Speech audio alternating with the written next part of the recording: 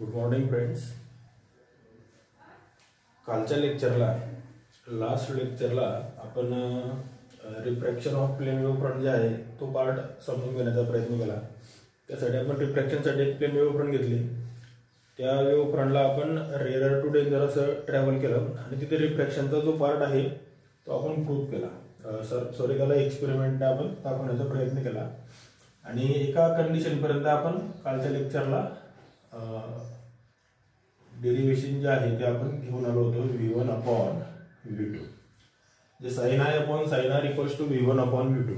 sin i upon sin r हा जो आहे स्नेल्स लॉ मध्ये असं बोलल्या गेलेला आहे की तो एक रेशिओ आहे अँगल इन्सिडन्स आणि अँगल ऑफ रिफ्रॅक्शनचा sine angle in between incident and refraction आणि त्यालाच पुढे जाऊन रिफ्रॅक्टिव्ह इंडेक्स जे आहे ते म्हटलेलं आहे. म्हणजे रिफ्रॅक्टिव्ह इंडेक्स जे असते त्यासाठी दोन मीडियम्स जे आहेत त्या कम्पेअर केल्या जातात आणि त्या दोन मीडियम मध्ये ज्या दोन सारख्या कन्सेप्ट असतात त्यांचा रेशो जो आहे तो घेतला जातो. एकतर तो अँगल असेल, एकतर ती व्हेलोसिटी असेल, एकतर ती स्पीड असेल किंवा वेव्हलेंथ असेल किंवा फ्रिक्वेन्सी लाईटची असेल, त्यासाठी त्या ठिकाणी आपण त्याला रिफ्रॅक्टिव्ह इंडेक्स जे आहे ते म्हणतो. आता या स्टेप पर्यंत आपण कालच्या लेक्चरला आलो होतो. जर तुम्ही कालचं लेक्चर बघितलं असेल तर तुम्हाला इथून पुढे आपल्याला आता कॅल्क्युलेट करायचं आहे. ओके, त्याच्यामुळे जे चौथं लेक्चर आपलं होतं ते तुम्हाला बघणं गरजेचं असेल. आपल्या युट्यूब चॅनलवरती तुम्हाला हे दिसेल. या ठिकाणी कंडिशन अजून आपण असं म्हटलं होतं की v1 जी आहे ती पहिल्या मीडियमची व्हेलोसिटी आहे आणि v2 जी आहे ती दुसऱ्या मीडियमची व्हेलोसिटी आहे. पहिलं मीडियम जे आहे ते आपण रेअर कन्सिडर केलं होतं आणि सेकंड मीडियम जे आहे ते आपण डेंजर कन्सिडर केलं होतं. याच्या दोघीमध्ये फरक एवढा आहे की व्हेलोसिटी जी आहे ती या ठिकाणी मॅक्झिमम असेल आणि डेंजर मध्ये जी व्हेलोसिटी आहे ती मिनिमम असेल. एक पॉइंट या ठिकाणी तो टायमिंगचा, म्हणजे डायग्राम जर तुमच्या समोर असेल किंवा तुम्ही जर असं रफ काहीतरी वर्क केलं असेल तर इथं बी सी पॉईंट आपण घेतला होता, नंतर एडी पॉईंट जो इथं आपण घेतला होता. तर टायमिंग दोघी मीडियम मध्ये हा सारखा असेल, फक्त ट्रॅव्हलिंग डिस्टन्स जे आहे ते दोघी ठिकाणी ते वेगवेगळं असेल. म्हणजे रेअर मध्ये बी पासून सी पॉईंट पर्यंत ज्या वेळेस आता कालची डायग्राम जर तुम्हाला लक्षात असेल तर तेच मी तुमच्या समोर मांडण्याचा प्रयत्न करतो. डायग्राम मी परत आता काढत नाही. म्हणजे बी पासून सी पर्यंत साठी लागणारा वेळ जेवढा असेल तेवढाच वेळ आपण ए पॉईंट पासून डी पॉईंट पर्यंत साठी घेतोय. म्हणजे बी पासून सी पर्यंत जेवढं डिस्टन्स आहे त्याच्यापेक्षा कमी डिस्टन्स हे ए पासून डी पर्यंत असेल, कारण मीडियम चेंज झालेला आहे. त्याच्यामुळे त्या ठिकाणी थोडंसं व्हेलोसिटी पण कमी होऊ शकते, पण टाइम मात्र तोच. व्हेलोसिटी कमी झाल्यामुळे ऑब्व्हियसली डिस्टन्स जे त्या ठिकाणी कमी होतं.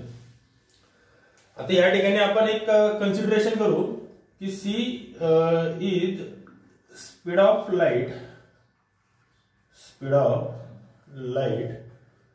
In vacuum medium. आता व्हॅक्यूम मीडियम आपण या ठिकाणी कन्सिडर करून त्याच्यावरनं तुम्हाला रिफ्रॅक्टिव्ह इंडेक्स जी आहे ती कॅल्क्युलेट करता येऊ शकते. आता सिम्बॉल जो आहे रिफ्रॅक्टिव्ह इंडेक्सचा बऱ्याचशा पुस्तकांमध्ये वेगवेगळा आहे. काही पुस्तकामध्ये तो म्यू आहे, काही पुस्तकांमध्ये तो एन आहे. अशा पद्धतीचा तो आहे. आता तुम्हाला जो समजा या ठिकाणी रेफर केलेला आहे तो एन आहे, त्याच्यामुळे तीच आपण घेऊ. तर दोन मीडियम या ठिकाणी आपण कन्सिडर करतोय, एक रेअर आणि एक डेंजर मीडियम. त्याच्यामुळे ह्या स्पीड ऑफ लाईटचा रेफरन्स घेऊन आपण अकॉर्डिंग टू म्हणजे v1 साठी आणि v2 साठी त्याचे इक्वेशन जे आहे ते कॅल्क्युलेट करण्याचा प्रयत्न करू. Okay, the refractive index for first medium becomes c upon v1. आता c ही पण स्पीड आहे, v ही पण व्हेलोसिटी आहे, दोघींचं फंक्शन सारखंच आहे. फक्त इथं जे आपण म्हणतोय हे व्हॅक्यूम मीडियम साठी घेतोय आणि हा जो पार्ट आहे की जो आपण त्या एक्सपेरिमेंट मध्ये वापरलेला एक स्पेसिफाईड मीडियम. ओके, म्हणजे refractive index for first medium becomes c upon v1. म्हणजे याच्या कम्पॅरेटिव्हली जी सी आपण घेतोय फॉर व्हॅक्यूम मीडियम साठी, त्या कम्पॅरेटिव्हली तुम्ही ज्या दोन मीडियम्स घेतात रेअर आणि डेंजर, त्या ठिकाणी वापरलेली जी व्हेलोसिटी आहे v1 आणि v2 त्याच्यावरून तुम्ही रिफ्रॅक्टिव्ह इंडेक्स जी आहे ती कॅल्क्युलेट करू शकता. वेअर सी इज कॉन्स्टंट, जी सी असेल तिची व्हॅल्यू काहीतरी कॉन्स्टंट असेल आणि याची समजा तुम्ही काहीतरी वेगळी तुमच्या ठिकाणी घेतली, त्यांचा रेशो घेऊन तुम्हाला n1 जो आहे जे रिफ्रॅक्टिव्ह इंडेक्स जी आहे ती कॅल्क्युलेट करता येऊ शकते. जसं आपण n1 कॅल्क्युलेट केलं त्याच पद्धतीने n2 जो आहे तो आपण c अपॉन v2 असं त्या ठिकाणी घेऊ शकतो. तुम्ही जर याची डेफिनेशन बघितली, रिफ्रॅक्टिव्ह इंडेक्सची डेफिनेशन, त्या दोघी ज्या आहेत त्या रिफ्रॅक्टिव्ह इंडेक्स आहे. RI त्याला आपण सिम्बॉलिकली दाखवतो किंवा त्याचा शॉर्ट फॉर्म जो येतो आपण RI ने दाखवतो, म्हणजे रिफ्रॅक्टिव्ह इंडेक्स होते. तर n1 जो आहे तो refractive index for first medium, त्यासाठी आपण velocity of light in speed in vacuum medium to the velocity of light in specified medium. Specified हा शब्द लक्षात घ्या.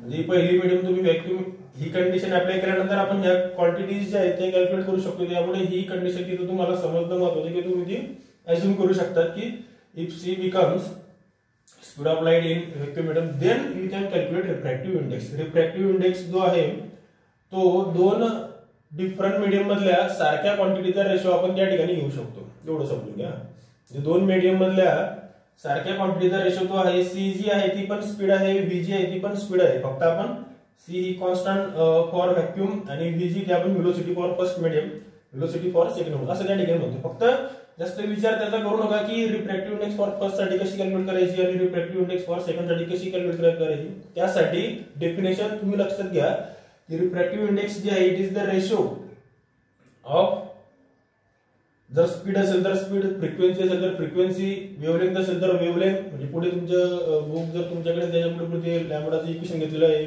म्यूचं इक्वेशन त्या ठिकाणी घेतलेलं आहे, त्याच्या जास्त खोलात आपण जाणार नाही. जे तुम्हाला महत्वाचं तेवढंच सांगतो की सी आणि व्ही यांचं जे वर्किंग आहे फंक्शन जे आहे ते सारखंच आहे. दोघी जे आहेत ते स्पीडच्या क्वांटिटी आहेत, दोघी जे आहेत ते व्हेलोसिटीच्या क्वांटिटी. फक्त रिफ्रॅक्टिव्ह इंडेक्स डिफाइन करण्यासाठी आपल्याला दोघी सारख्या क्वांटिटीचा रेशो जो आहे तो घ्यावा लागतो. डेफिनेशन पण त्याची तशीच आहे की it is the ratio of speed in vacuum medium per or to the ratio of speed in or velocity in specified medium. Velocity of light in vacuum medium to the velocity of light in specified medium. Specified म्हणजे तुम्ही त्या working मध्ये हा भाग जो आपला कालच्याच आर्टिकलचा रिफ्लेक्शनचा कालचा फक्त वेळेच्या अभावी आपण तो कंप्लीट केला नाही. त्याच्यामुळे तुम्ही कन्फ्युज होऊ नका की सी आणि व्ही असं डिफरंट का घेत आहे. तर सी या ठिकाणी कॉन्स्टंट तो फक्त आपण अज्युम त्या ठिकाणी केलेलं आहे. ते अज्युम केल्यामुळे आपल्याला रिफ्रॅक्टिव्ह इंडेक्स जी आहे ती कॅल्क्युलेट करता येऊ शकते. ओके, जसं N1 कॅल्क्युलेट केलं तसं N2 या ठिकाणी कॅल्क्युलेट करू शकतो. N1 हा रिफ्रॅक्टिव्ह इंडेक्सचा सिम्बॉल या ठिकाणी वापरला आहे. N2 हा पण या ठिकाणी रिफ्रॅक्टिव्ह इंडेक्सचा जो सिम्बॉल आहे तो या ठिकाणी वापरला आहे. जर याचा यूज म्हणजे ह्या क्वांटिटीचा यूज जर समजा आपण ह्या V1 अपॉन V2 साठी कॅल्क्युलेट करण्याचा प्रयत्न केला. ओके, समजा ह्या इक्वेशनला आपण ह्या इक्वेशनने डिवाइड केला. कोणत्या? ह्या इक्वेशनला आपण समजा ह्या इक्वेशनने डिवाइड केला. ओके, म्हणजे जे सेकंड आहे N2, if N2 divide by N1 म्हणजे N2 ला समजा आपण N1 ने डिवाइड केलं तर तुम्हाला स्टेप काय मिळेल पुढची ते पुढच्या भागात मी लिहितो. N2 चं इक्वेशन जे आहे म्हणजे N2 अपॉन N1 डिवाइड करतोय म्हणजे काय N2 छेद N1 आणि N2 चा अमाउंट काय आहे तर C अपॉन V2 आणि C अपॉन V1.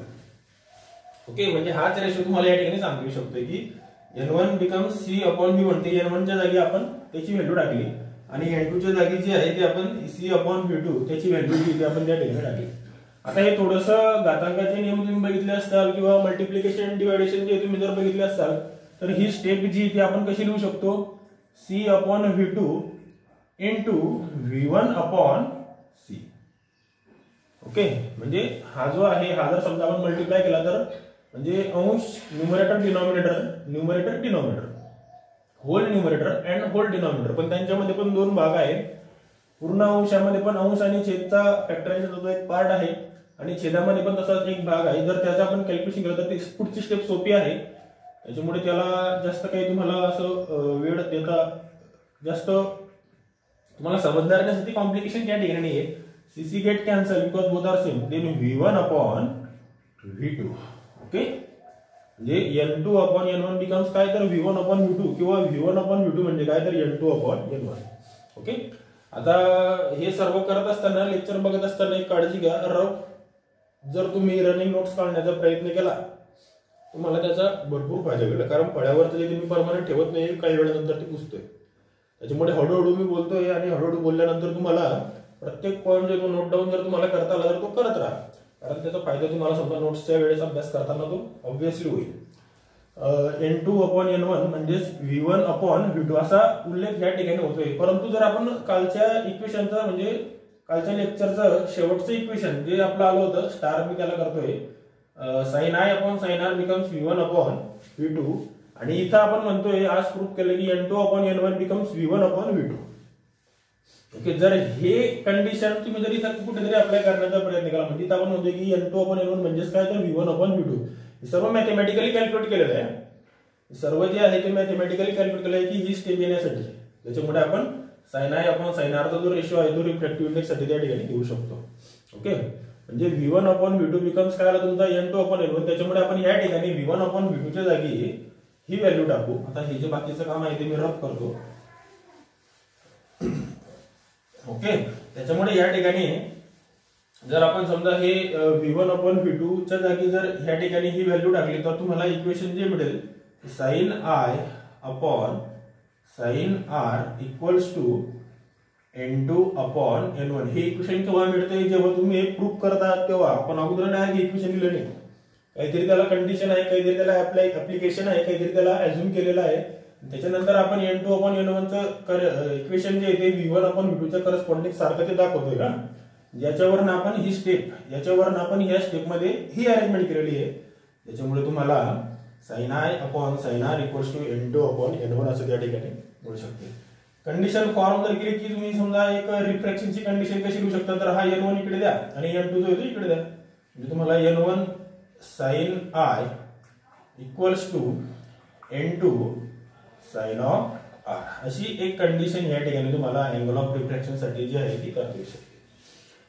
आता suppose if you can take I becomes IC and R becomes 90 degree.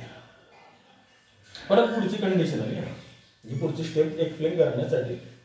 Suppose I becomes IC and R becomes 90 degree. This I becomes IC. IC means it is a critical angle. आता critical angle जो आहे तो नेमका कोणत्या ठिकाणी मिळेल किंवा कसा तो मिळेल. समजा एखाद्या क्वांटिटीचं रिफ्रॅक्शन तुम्ही करत आहात आणि रिफ्रॅक्शन करत असताना तुम्ही समजा रेअर मधून डेंजर मध्ये गेलात किंवा डेंजर मधून रेअर मध्ये गेलात, कोणत्याही मीडियम मधून तुम्ही कोणत्याही मीडियम मध्ये लाईटचं ट्रॅव्हलिंग जे आहे ते करू शकतात. आणि त्याच्यामुळे जर तुम्हाला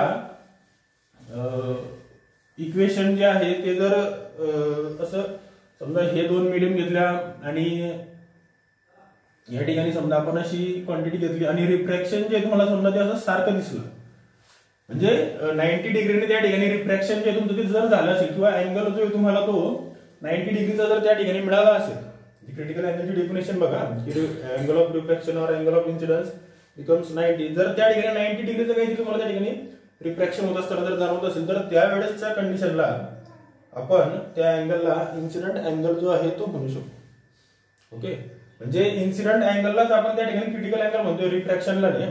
फक्त पोझिशन जी आहे ती रिफ्रॅक्शनची आहे, जी कंडिशन जी आहे ती रिफ्रॅक्शन ऑफ वेव्ह फ्रंटची म्हणा किंवा रिफ्रॅक्शन ऑफ लाईट रेची म्हणा, त्या ठिकाणी आपण ती घेऊ शकतो. त्याच्यामुळे इन्सिडेंट अँगल जो असेल तोच क्रिटिकल अँगल त्याला आपण म्हणतो. पण जेव्हा त्याचा इन्सिडेंट रेशो जो आहे किंवा इन्सिडेंट फॉर्म जो आहे तो राईट अँगल असेल, 90 डिग्रीचा जर असेल तर त्यावेळेस आपण त्याला क्रिटिकल अँगल म्हणतो. इथे काय झूम आपण केलं की I becomes IC, R becomes 90. मग जर समजा आपण ह्या क्वांटिटी वरच्या इक्वेशन मध्ये पुटअप केल्या तर तुम्हाला मिळेल काय, तर N1 into sine of IC ह्या ज्या व्हॅल्यूज आहेत ह्या आपण ह्या वरच्या स्टेप मध्ये टाकतोय, जे आपण ब्रॅकेट केलंय त्याला, आणि N2 times sine of 90. Okay, sine 90 जो आहे तो 1 होतो, 1 into N2 becomes N2. Sign 90 म्हणजे काय होईल, तो 1 होईल आणि 1 इंटू N2 बिकम्स N2 आणि इकडे राहील तुमचा N1 साइन ऑफ IC. याच्यावरून समजा तुम्ही साइन ऑफ IC जर कॅल्क्युलेट केला तर तुम्हाला तो N2/N1 असं त्या ठिकाणी मिळेल. अजून समजा तुम्हाला फक्त क्रिटिकल अँगलची व्हॅल्यू माहिती पाहिजे तर हा साइन तिकडे गेला तर तो साइन इनव्हर्स होईल आणि त्याच्यावर तुम्ही N2/N1 असं त्या ठिकाणी एक क्रिटिकल अँगल साठीची इक्वेशन जी आहे ती डिराईव्ह करू शकता. ओके, त्याच्यामुळे या स्टेप मध्ये आपण IC equals to sine inverse of N2/N1 हे कॅल्क्युलेट केलेलं आहे. हे फक्त क्रिटिकल अँगल साठी येण्यासाठीचं एक इक्वेशन आहे किंवा ते काहीतरी कंडिशन्स अप्लाय केल्यानंतर आपल्याला मिळणारा तो एक वेटेज आहे किंवा मिळणारा तो एक वेगळा फॉर्म आहे की जेणेकरून आपण त्या इक्वेशन मध्ये त्या कंडिशन मध्ये आपण इक्वेशन्स जे आहेत ते व्यवस्थितपणे त्या ठिकाणी सॉल्व्ह करू शकतो. ओके, त्याच्यामुळे या ठिकाणी जास्त कन्फ्युज होऊ नका की इथं साइन I होता मग नंतर साइन R झाला, मग I नेमका IC कसा झाला. तर ती आपली एक कंडिशन ती आपण अज्युम केलेली की समजा I becomes incident angle becomes critical angle. Critical angle काय असतो तर इन्सिडेंट फॉर्म जो आहे तो समजा त्या ठिकाणी इन्सिडेंट रे आणि नॉर्मल मध्ये जर अँगल 90 डिग्रीचा असेल तर त्या ठिकाणी आपण त्याला क्रिटिकल अँगल असं त्याला म्हणू शकतो आणि त्याच्यावरनं तुम्हाला पुढचा फॉर्म जो आहे तो मिळालेला आहे. ओके, आता हे झालं रिफ्रॅक्शनच्या क्वांटिटीमुळे मिळालेल्या ह्या क्वांटिटीज आहेत किंवा काही प्रमाणात आलेलं तुमचं हे उत्तर आहे. आता याच्यानंतर आपण पुढच्या भागामध्ये जाऊ. जो तुमचा सेकंड पार्ट प्लेन वेव्ह फ्रंटचा आहे ज्याला आपण reflection of plane wave front म्हटलेलं होतं. म्हणजे मागच्या लेक्चरला आपण रिफ्रॅक्शन क्लिअर केला. आता तुम्हाला समजा जर reflection of plane wave front किंवा प्लेन वेव्ह आपण त्या ठिकाणी सांगू शकतो. Reflection of plane wave front हे जर तुम्हाला कॅल्क्युलेट करायचं असेल तर ह्या कॅल्क्युलेशन मध्ये एक रिफ्लेक्शन साठी आपल्याला माहिती की आपण मिरर समोर जर उभं राहिलो किंवा आरच्या समोर जर उभं राहिलो तर तुम्हाला इमेज जी आहे ती आपलीच त्या ठिकाणी मिरर मध्ये दिसते. त्याच्यामुळे रिफ्लेक्शन होण्यासाठी आपण मिररचा जो यूज आहे तो करणार आहोत. एक सरफेस आपण त्या ठिकाणी मिररचा घेऊ.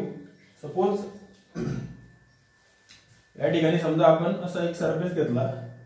ओके, प्लेन मिरर समजा तो असेल आणि त्याच्यावरती समजा आपण वेव्ह फ्रंट जी आहे ती इन्सिडेंट करू आणि त्याच्यावर तुम्हाला रिफ्लेक्शनची कंडिशन जी आहे किंवा लॉज ऑफ रिफ्लेक्शन बऱ्याच वेळा विचारलं जातं ते आपण कॅल्क्युलेट करू शकतो. समजा इथं एम आणि एन ही समजा आपण सरफेस घेतली किंवा हिला आपण इंटरफेस म्हटलं किंवा काहीतरी बाउंड्री तिला आपण म्हटली, सरफेस तिला आपण म्हणू. एका पर्टिक्युलर पॉइंट पासून आपण लाईट रे जी आहे ती समजा वेव्ह फ्रंट जी आहे ती समजा आपण इन्सिडेंट केली.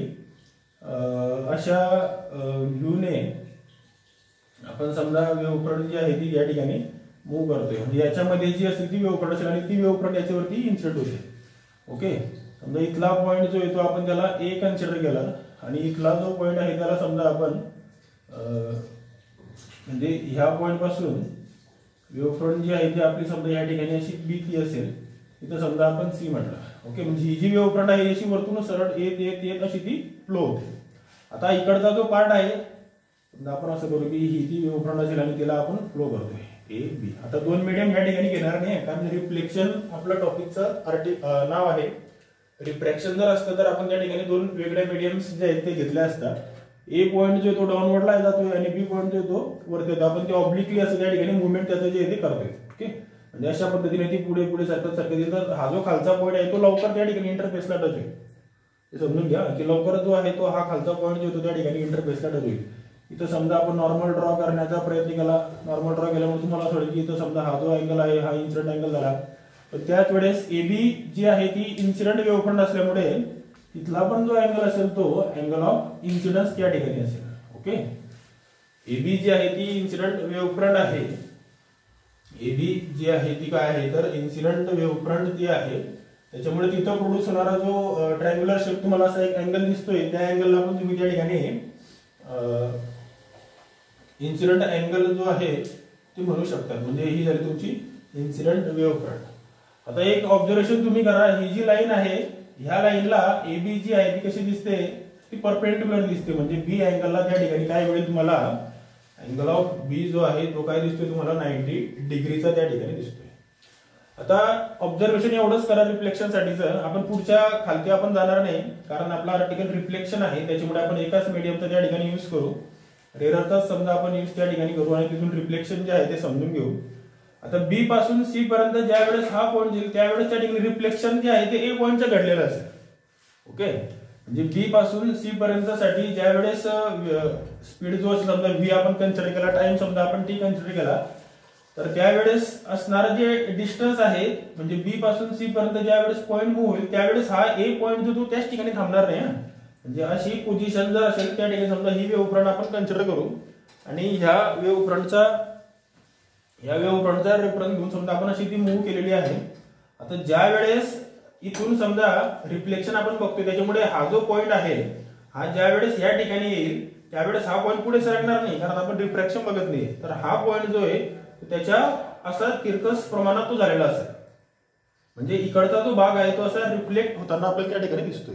म्हणजे हा जो पॉईंट आहे हा कोणत्या तरी डायरेक्शनला तो रिफ्लेक्ट झालेला आहे आपण त्या ठिकाणी ऑब्झर्व करू शकतो.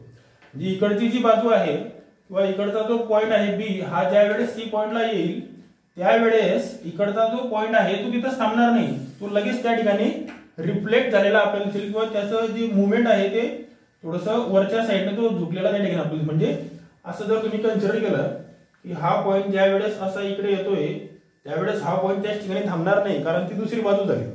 एक बाजू जर मूव्ह होती तर ऑटोमॅटिकली दुसरी बाजूची ती पण त्या ठिकाणी मूव्ह होताना आपल्याला त्या ठिकाणी दिसते. म्हणजे असं जर मुवमेंट असेल, आता हा पॉईंट समजा सरफेसला टच झाला असा येता येता, बरोबर, हा इथं समजा बी असेल, तर अशी समजा ती पोझिशन झाल्यानंतर हा समजा ज्यावेळेस सरफेसला जाईल त्यावेळेस हा जो पॉईंट आहे तो असा वरती मूव्ह झालेला असेल. ओके, म्हणजे इकडचा जो भाग आहे तो वरती सरकला असेल आणि परत तो असा फ्लोविंग ऑफ त्याची पोझिशन जी अशी वरती त्या ठिकाणी चालली, म्हणजे पूर्ण असा तो रिफ्लेक्ट झालेला असेल. म्हणजे असं इन्सिडेंट करायचं आणि लगेच त्याचं रिफ्लेक्शन जे करायचं, म्हणजे आपण अशा पद्धतीने इन्सिडेंट करतोय लगेच तो त्या ठिकाणी परत रिफ्लेक्ट होताना आपल्याला त्या ठिकाणी दिसते. म्हणजे इकडची साईड जी ती परत पुढे इथं आल्यावर त्याची थोडी थोडी ती अडवड अशी ती वरती जाईल, त्यावेळेस इकडचा जो भाग आहे तो असा वरती त्या ठिकाणी रिफ्लेक्ट झालेला आपल्याला त्या ठिकाणी ऑब्झर्व करता येईल. लेक्चर तुम्ही परत परत बघा, पॉईंट जो आहे तो क्लिअर करून घ्या आणि क्लिअर झाल्यानंतरच तुम्हाला आर्टिकल जे आहे ते समजेल. पॉईंट परत परत रिपीट करण्याचं कारण एवढंच आहे की तुम्हाला डायग्राम मध्येच कन्फ्युजन येतील.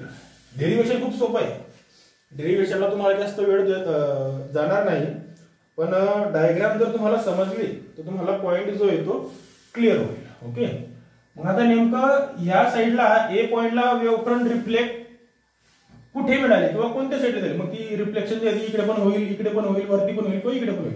नेमकी एक्झॅक्ट लोकेशन मिळण्यासाठी आपण करायचं काय, तर बी आणि सी एवढं डिस्टन्स घ्यायचं कंपासमध्ये. म्हणजे तशी कन्स्ट्रक्शन तुमच्या डायग्राम मध्ये केलेली आहे, फक्त ते तसं डिस्क्रिप्शन तुम्हाला ते दिलेलं नाही, फक्त ते समजून घ्या तुम्ही की बी आणि सी एवढं जे डिस्टन्स आहे तेवढं डिस्टन्स तुम्ही कंपासमध्ये घ्या. त्याचं एक एंड जे आहे ते ए पॉइंटला ठेवा आणि दुसरं एंड जे आहे ते कुठेतरी या ठिकाणी असं वेव्ह फ्रंटच्या फॉर्म सारखं त्या ठिकाणी कन्स्ट्रक्ट करा. ओके, म्हणजे इथं समजा तुमचा हा ए पॉइंटला तुम्ही त्या ठिकाणी जर कंपासचं एक एंड ठेवलं, डिस्टन्स समजून घ्या, बीसी एवढं डिस्टन्स आपण घेतोय. तर बीसी हे डिस्टन्स काय असेल, तर बी पासून सी पर्यंत जाण्यासाठी लागणारा स्पीड म्हणजे व्हेलोसिटी आणि त्याच्या करस्पॉन्डिंग असणारा टाइम. आता इथं V1 V2 असं काही येणार नाही, कारण एकच मीडियम म्हणून आपण त्या ठिकाणी V घेतोय.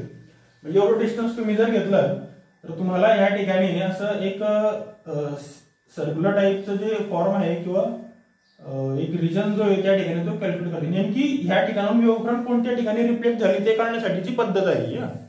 तशाच वेने तुम्हाला त्या ठिकाणी जायचं आहे आणि नंतर काय करायचं की सी पॉइंट पासून एक टँजेंट जी आहे ती ह्या स्पिअरला काहीतरी त्या ठिकाणी असं कन्स्ट्रक्ट करायचं, जेणेकरून तुम्हाला इथून ए पासून त्या लाईनला म्हणजे टँजेंट गेलेल्या त्या स्पेरिकलला तुम्हाला टच करते. म्हणजे एक जर तुम्ही या ठिकाणी अशी सी पॉइंट पासून टँजेंट ह्या ठिकाणी ड्रॉ केली तर तुम्हाला असा एक पॉइंट मिळतो की त्या ठिकाणी सर्क्युलर जे लूप आहे ते, आणि ए पासून जर तुम्ही त्या म्हणजे टँजेंट आणि सर्क्युलर लूपला ज्या पॉइंटला टच झालेला असेल, ज्या पॉइंटला टँजेंट आणि सर्क्युलर लूप एका कोणत्यातरी पॉइंटला त्या सर्कम्फरन्सला टच झाला असेल त्या ठिकाणी तुम्ही ए पासून लाईन जी इथे अशी स्ट्रेट त्या ठिकाणी काढू शकता. डायग्राम थोडीशी कॉम्प्लिकेटेड वाटेल ना, डायग्राम हळूहळू मी काढलेली, म्हणजे अगोदर डायग्राम काढली नंतर आर्टिकल एक्सप्लेन केला असं केलं नाही. प्रत्येक पॉईंट समजून तुम्हाला डायग्राम जी आहे ती काढण्याचा या ठिकाणी प्रयत्न करतोय. ओके, म्हणजे आता ही जी पोझिशन झाली तुमची अशी जी म्हणजे इथपर्यंतची जी पोझिशन आहे त्याला समजा मी डी पॉईंट देतो, ही पूर्णपणे अशी टँजेंट समजा आपण झाली. आता असा जो रिजन आहे तुमचा असा हा पुढे पुढे सरकत सरकत असा तो मूव्ह त्या ठिकाणी होईल, म्हणजे अशा वेने त्या ठिकाणी मुवमेंट होईल आणि जे रिफ्लेक्शन आहे ते अशा वेने त्या ठिकाणी ते झालेलं दिसेल डब्ल्यूच्या फॉर्म मध्ये. म्हणजे पुस्तकामध्ये आता इकडचा भाग जो दिलेला नाही, जर आपण तो काढला तर तो असा त्या ठिकाणी तुम्हाला तो काढता येऊ शकतो. बरोबर, म्हणजे असं इन्सिडेंट झालेलं आहे आणि अशा फॉर्म मध्ये त्या ठिकाणी रिफ्लेक्शन जे आहे ते झालेलं असेल. डायग्राम जी आपण एवढीच घेऊन जेवढी पुस्तकात आहे तेवढीच जास्त तुम्हाला स्वतःची डायग्राम मनाची ती बनवत नाही, तुम्ही कल्पित होता की डायग्राम तर पुस्तकात अशी आहे ना सरांनी अशी कशी काढली. ओके, म्हणजे हे कन्स्ट्रक्शन तुम्हाला समजलं पाहिजे ना. ओके, म्हणजे बी पासून सी पर्यंत आपण गेलो, जे डिस्टन्स आपण कंपास मध्ये घेतलं त्याच वेळेस ए पॉइंटला आपण समजा कंपासचं एक एंड ठेवलं की तू स्पिअर काढण्याचा प्रयत्न केला. हे स्पिअर काढण्यामागचं कारण काय आहे, तुम्हाला एक्झॅक्ट लोकेशन रिफ्लेक्टेड वेव्ह फ्रंटचं मिळालं पाहिजे, एक्झॅक्ट लोकेशन. आणि ते काढण्यासाठी परत सी पासून आपण एक टँजेंट त्या सर्क्युलर लूपला त्या ठिकाणी कन्स्ट्रक्ट करतोय आणि ज्या पॉइंटला टँजेंट आणि सर्क्युलर लूपचा एक कोणता तरी पॉइंट या ठिकाणी मॅच झालेला असेल तिथून आपण ए पासून लाईन जी ती वरती कन्स्ट्रक्ट करतोय. त्याच्यामुळे तुम्हाला सांगता येते की ही जी वरची लाईन आहे आता ही या पॉइंट पासून रिफ्लेक्ट झालेली वेव्हची असेल. इकडचा भाग आपल्याला काही घेतलेला नाही, इकडच्याशी आपल्याला काही महत्व नाही, तुम्ही हे समजू शकता की इकडचा भाग जर मूव्ह झाला तर ऑटोमॅटिकली हा पण जो पार्ट आहे त्या ठिकाणी होईल. मग हा ज्या वेळेस वरती असेल त्यावेळेस हा कुठेतरी खालती असेल, परत हा जेव्हा वरती तेव्हा हा थोडासा हळूहळू त्या ठिकाणी होईल. ए पॉईंट जो आहे तो इथपर्यंत ज्या वेळेस आला त्यावेळेस बी पॉईंट जो तो इथं आला, बरोबर. मग बी पॉईंट ज्या वेळेस सीला येईल त्यावेळेस इकडचा इथं थांबणार नाही, तो रिफ्लेक्ट झालेला असेल आणि तो नेमका कुठे ते काढण्यासाठी एवढं कन्स्ट्रक्शन जे आहे ते आपण हे केलेलं आहे. जो परत परत बघा मला डायग्राम जी आहे ती क्लिअर होऊन जाईल. ओके, त्याच्यामुळे कन्फ्यूज होऊ नका. डायग्राम व्यवस्थित बघून घ्या, डायग्राम व्यवस्थित समजून घ्या. जसं बी पॉईंट जो आहे तो या लाईनला परपेंडिक्युलर आहे तसंच डी पॉईंटला पण तुम्हाला असं एक ऑब्झर्वेशन दिसतंय की ह्या लाईनला तो त्या ठिकाणी रिफ्लेक्ट 90 डिग्रीचं म्हणजे टँजंट त्या ठिकाणी दिसतो, म्हणजे तिथं 90 डिग्री असेल. जसं या ठिकाणी आपण बीएसी इन्सर्ट केलं तसंच या ठिकाणी आपण हे सांगू शकतो की सीडी यांच्यामधला जो अँगल आहे म्हणजे बीसीडी हा अँगल ऑफ रिफ्रॅक्शन असेल. कारण ह्या लाईनवरून आपण ते सांगू शकतो की तिथे रिफ्रॅक्शन जे झालंय म्हणजे एवढ्याच भागामधून त्या ठिकाणी त्या रिफ्रॅक्शन जे पुढे असेल त्या ठिकाणी स्ट्रेट फॉरवर्ड ते होत असेल. ओके, म्हणजे तुम्हाला अँगल ऑफ इन्सिडन्स पण मिळाला आणि अँगल ऑफ रिफ्रॅक्शन जो आहे तो पण या ठिकाणी तुम्हाला मिळाला, बरोबर. इथला एक अँगल ऑफ रिफ्रॅक्शन जो आहे तो वेगळा असेल. हा स्नेल्स लॉ यूज करून नॉर्मल काढल्यानंतरचा हा जो अँगल आहे तो ऍक्च्युअल वेव्ह फ्रंट जी ती इन्सिडेंट केल्यानंतर आणि ऍक्च्युअल वेव्ह फ्रंट जी ती रिफ्रॅक्ट झाल्यानंतर, त्याच्यामुळे एवढ्याच भागातून तुमचं रिफ्रॅक्शन जे आहे ते होत असेल आणि त्याच्यावरून तुम्ही अँगल ऑफ रिफ्लेक्शन जे आहे ते रिफ्लेक्शन जे होत असेल त्याच्यामुळे तुम्ही अँगल ऑफ रिफ्लेक्शन जो येतो या सी पॉईंटला तिथं तो देऊ शकता ना. सी आयला आपण का आय या पॉईंटला ए पॉईंटला आपण इन्सिडेंट अँगल का म्हटलंय तर तो इन्सिडेंट फॉर्ममध्ये दिसतोय आणि सी पॉईंटला आपण एवढ्याच भागामध्ये रिफ्लेक्ट का दाखवतो तर तेवढ्याच भागापासून तो रिफ्लेक्ट पुढे व्हायला तो स्टार्ट होतोय, म्हणून तिथं समजून घ्या थोडं. आता ह्या डायग्राम मध्ये दोन ट्रायंगल कन्सिडर करा. या डायग्राम मध्ये दोन ट्रायंगल कन्सिडर करा. कन्सिडर ट्रायंगल ए डी आणि C, A D C and triangle A B C and triangle A B C. म्हणजे असा एक ट्रायंगल आहे, हा झाला ए डी सी आणि त्याच फॉर्म मध्ये तुम्हाला एबीसी जो आहे तो पुढे अजून एक कन्सिडर असा एक ट्रायंगल जो आहे तो ए बी सी असं त्या ठिकाणी कन्स्ट्रक्ट करायला. इथं तुमचा 90 आहे, इथं पण तुमचा 90 आहे. दोघी ट्रायंगल मध्ये जर तुम्ही कम्पेअर केलं तर तुम्हाला एसी जी आहे ती कॉमन मिळते. म्हणजे एसी जी साइड आहे किंवा एसी जी लाईन आहे ती अँगल एडीसी मध्ये पण आहे आणि अँगल म्हणजे ह्या अँगल मध्ये पण आहे आणि ह्या अँगल मध्ये पण त्या ठिकाणी एसी जी आहे ती कॉमन आहे. त्याच्यानंतर angle B equals to angle D becomes 90 degree. म्हणजे अँगल बी आणि अँगल डी यांच्यामध्ये जो आहे तो काय आहे तुमचा तो 90 डिग्री त्या ठिकाणी असेल. परत अजून side BC equals to side ED. आता नेमकं हे का आपण काय करतोय, बीसी एवढं डिस्टन्स घेऊन आपण काय करतोय तर एक स्पेरिकल टाइपचं जे कन्स्ट्रक्शन त्या ठिकाणी करतोय. ओके, नंतर एक टेंजेंट काढतोय म्हणजे एवढं डिस्टन्स घेऊन आपण त्या ठिकाणी जे स्पियर आहे त्या ठिकाणी म्हणजे हा ए पॉइंट जो आहे तो सेंटर पॉइंट आहे.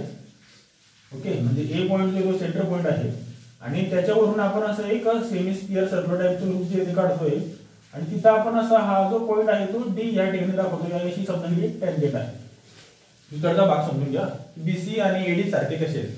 आता नेमकं हे जे स्पियर आहे किंवा हे जे लूप तुम्ही काढलेलं आहे हे कशावरून काढलं आहे तर बीसी एवढ्या डिस्टन्स वरून तुम्ही ते काढलेलं आहे. जेवढं डिस्टन्स बीसीचं असेल तेवढ्याच डिस्टन्स तुम्ही त्या ठिकाणी कन्स्ट्रक्शन जे आहे ते करतात आणि डी पॉइंट जो आहे आपण त्याच सर्क्युलर लूप वरती त्या ठिकाणी घेतोय टेंजेंट काढून.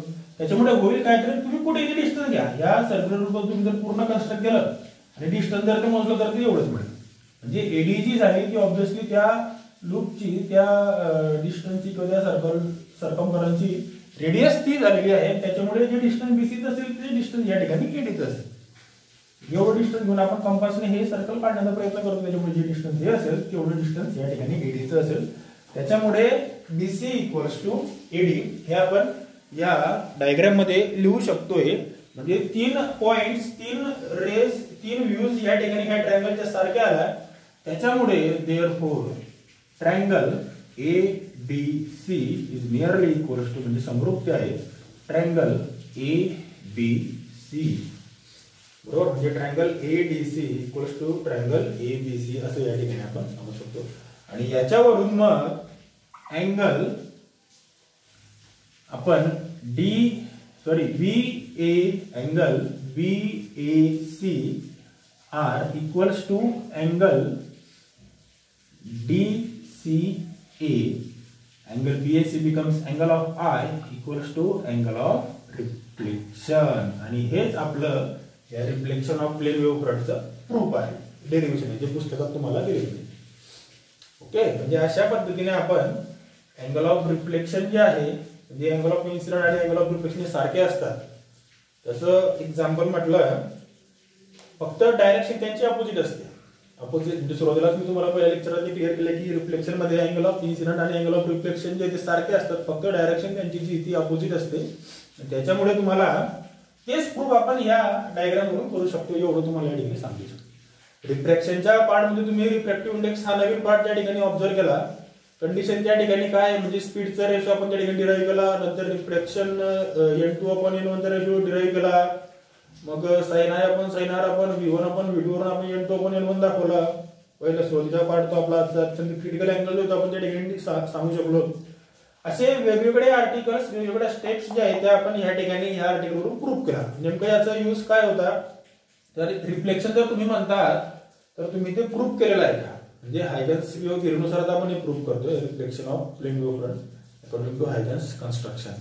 त्याच्यामुळे इन्सिडेंट आणि रिफ्लेक्शन हे पण या थिअरीने प्रूव्ह केलेलं आहे. मॅथमॅटिकली जे आपण डेरिव्हेशन जे आहे ते आपण या ठिकाणी सांगू शकतो. डायग्राम्स फक्त तुम्हाला या ठिकाणी कॉम्प्लिकेटेड वाटतात, त्या डायग्रामला तुम्ही महत्त्व द्या. 2-3 वेळा डायग्राम काढून घ्या, व्हिडिओ व्यवस्थित, लेक्चर जे आहे ते व्यवस्थित ऐका. रनिंग नोट्स काढत असताना तिथं पॉईंट वाईज लिहित चला, कारण काही पॉईंट जे मी बोलतो ते लिहित नाही. त्याच्यामुळे जे तुम्हाला महत्त्वाचं वाटलं तुम्ही नोट डाऊन ते करत चला. फक्त महत्त्व जे आहे ते डायग्रामला तुम्ही जास्तीत जास्त प्रमाणात द्या. ओके, म्हणजे AB परत एकदा थोडंसं फास्टली रिकॉल करतो की AB अशी इन्सिडेंट केली, त्यावेळेस B पॉईंट इथं असेल, A पॉईंट इथं असेल. ज्यावेळेस B पॉईंट इथं असेल त्यावेळेस A पॉईंट इथं वरती सरकलेला असेल.